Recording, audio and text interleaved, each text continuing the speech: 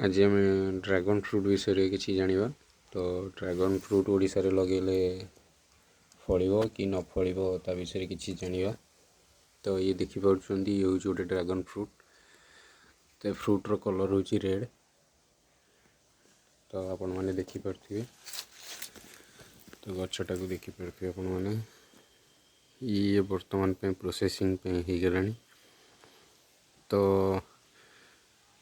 आपको वर्षा दिन पूर्वर काम करने को पड़ो। तो वर्षा दिन यार फल फूल हुए तो गछ को आप देखिपुंट बर्तमान पे तार बाहर